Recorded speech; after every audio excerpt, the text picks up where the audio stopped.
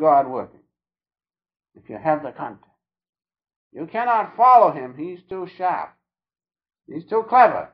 But just humbly wait, you'll see his hand working, guiding you back home to him. I have found this many times, says the Master. Why don't you have patience? This was to me. Why don't you have patience? Then he says, financial freedom can bring spiritual freedom only to those who are constantly trying to be spiritually free and are on the watch. That is, financial freedom will not give you peace, will not make you feel life is worthwhile. You look about you, you'll see that. In the end, there'll be hopelessness. That's all, because financial things pass away. God is the only thing that does not pass away. And so he says financial freedom can bring spiritual freedom only to those who are constantly trying to be spiritually free and are on the watch. Otherwise, financial freedom is the cause of bondage, harbinger of all false happiness and sense pleasures. Then he says a certain amount of worries are stimulants to our soul. Well, that's right, but not too many of them. Not too much. We got to have a little more of God to offset it. Then he says finally, besides financial freedom, many other freedoms have to be sought. Freedom from disease, accidents, misfortunes, separations, and lastly, death.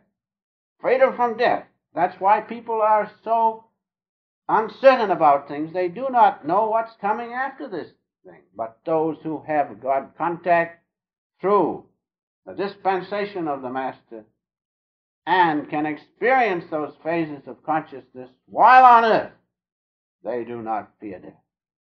Then life will surely be worth living.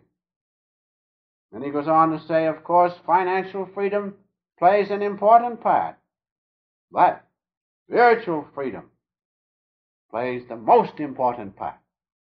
For then you are free, when even in a cage. Then he goes on to say, stone walls and diseases do not a prison make, nor iron bars a cage. Minds innocent, God protected, take that for a heaven, a hermitage. The most beautiful letters. I try to read one once in a while, that you all feel the inspiration of the Master. And so, it is necessary, as I have said, to bring back that freshness of the soul to make life worthwhile. Now we come to the point of a worldly life. You know, a worldly life gives nothing but trouble in the end, as I have pointed out. Most people have nothing, helplessness, anguish in their faces, at the best a little hope. But we can live a worldly life if we have our center in God. That's the point.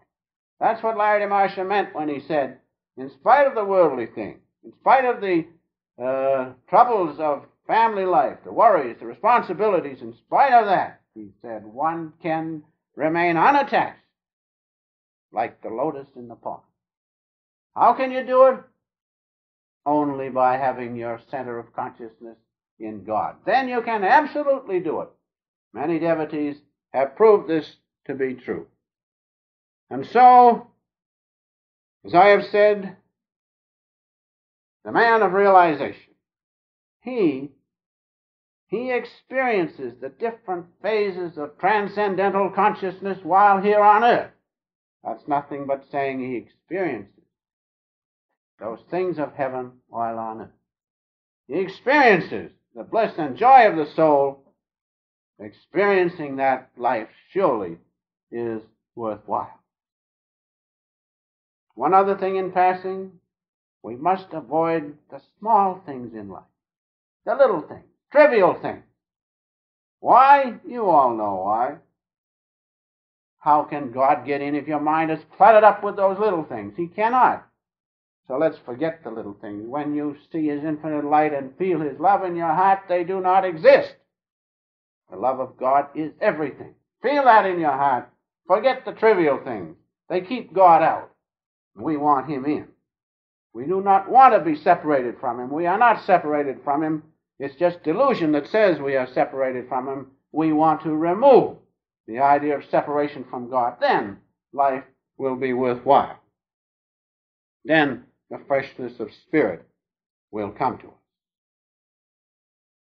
And so those who have the consciousness of God and the saints now, and know that that consciousness will ever be with them, they have a poise and a stability and a freshness of God's presence within them that cannot be equal.